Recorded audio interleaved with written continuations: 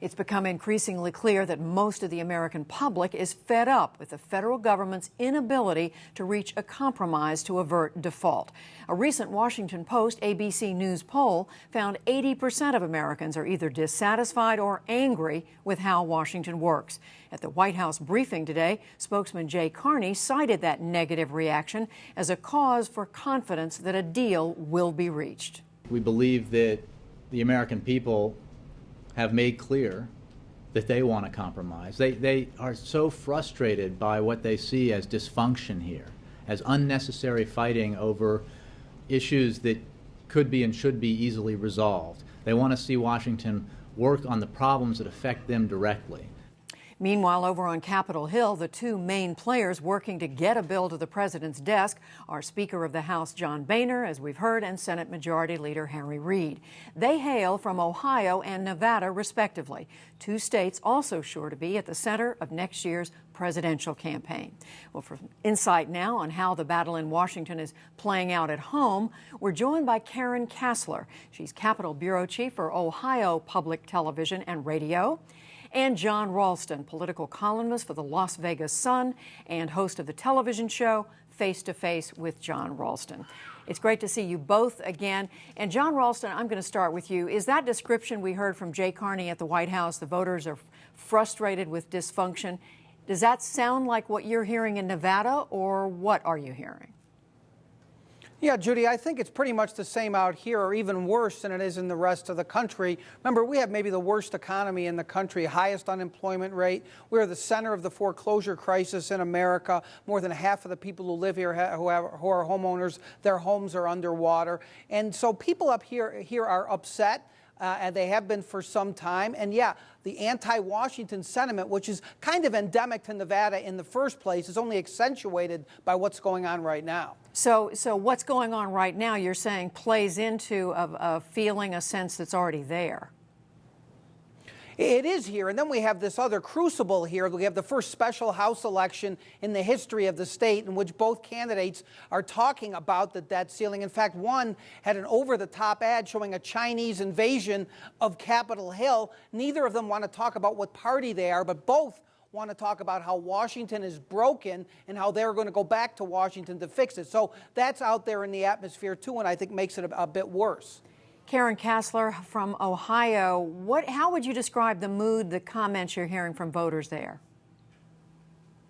Well, Ohio is a strangely divided state. When you look at the election of 2010, a Republican tsunami swept over the state. Every single elected office holder statewide who won was a Republican. And Ohio's congressional delegation went from 10 Democrats and 8 Republicans to 13 Republicans and 5 Democrats.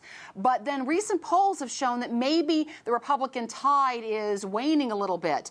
Governor John Kasich, who was elected last fall, he's a former congressman. He, and a conservative Republican at that, his approval rating is down to 35% in the latest Quinnipiac poll about 2 weeks ago. And also in that poll, we found some interesting ideas about where Ohioans feel about the budget, not necessarily the federal budget, but our own state budget.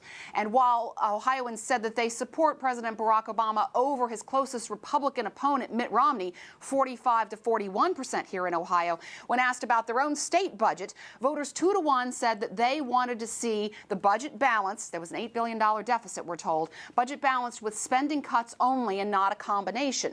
Now, in the end, in the same poll, they responded that 50% didn't like the result of what happened, which was that the budget was balanced without any tax increases and only cuts. At least that's what we're told. So it's interesting to try to get a sense of where Ohioans are. There's still a Democratic leaning here in the state. The state is purple, not bright red, but it's hard to get an idea of exactly which solution Ohioans favor. John Ralston, tease out for us the Democratic and Republican views there in Nevada. In terms of, are they both frustrated with what's going on here for the same reason? How do you separate that out? Well, it's interesting because we did just finish a similar budget crisis right here, Judy, and the polling showed people wanted it balanced with spending cuts and tax increases. Of course, Republicans wanted more spending cuts. Democrats wanted more taxes. The state is not evenly split. There are about 60,000 more Democrats than Republicans here. The Democrats, of course, are still supportive of Harry Reid, but as people know from that amazing election in 2010, even though Harry Reid has very bad numbers here, he managed to defeat Sharon Angle. His numbers are still not so good here. Neither are Barack Obama's, even with the Democratic plurality in this state. Both of them have at least 50%, maybe a little bit more, that disapprove of their job performance. So that is a problem for them. But the polling I have seen here, it's been mostly private polling, shows that people want a mix of spending cuts and taxes to solve this current problem, just as they did for the state problem. Democrats, of course, and Republicans split about the same way. Karen Kasler, just picking up on that, do you get a sense in Ohio of which side the public would blame if either the debt ceiling isn't reached, if it isn't raised and there is default, or conversely, if it's passed and it's just not enough in the way of cuts?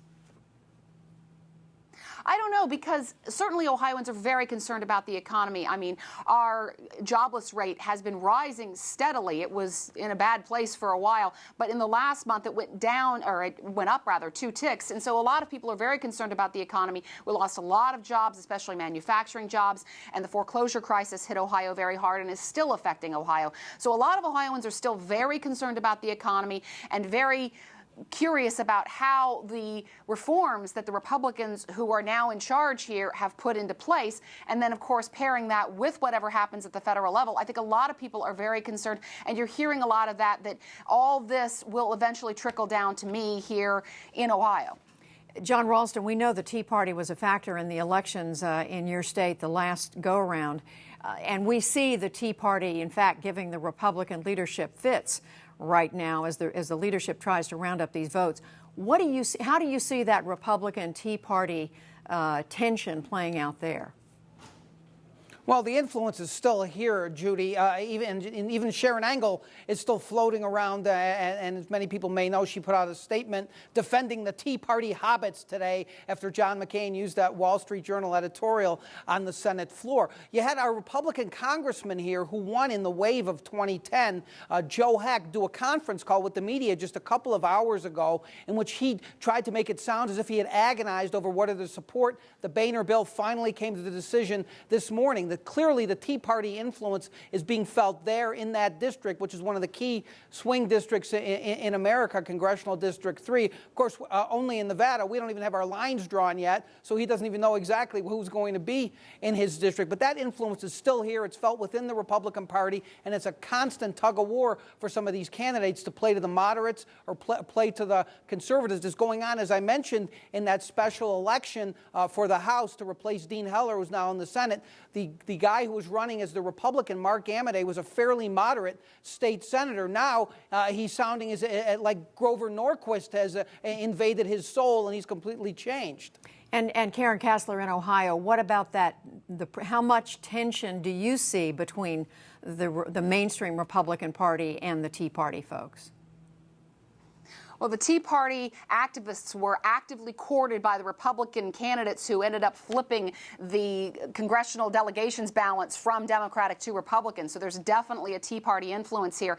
And Governor Kasich, as I mentioned before, a congressman who was involved in a budget showdown, so to speak, back in '97 with President Bill Clinton, he's been speaking both to Tea Party activists but also to Republicans in some of the statements he's been making. He's talking about how politicians in Washington need to suck it up and get back to leadership and get this done. But he's also saying things like he doesn't like the idea in Speaker Boehner's plan of a commission to find savings, but then he says he would support Speaker Boehner's proposal. So there's an interesting dichotomy going on as he looks at his own Republican Party, I think, and tries to bring together both sides, because indeed the factions are there. He's recognized it, and a lot of other folks have recognized it as well. Well, it sounds like both Ohio and Nevada have plenty of your own issues to deal with at the same time you watch what's going on in Washington.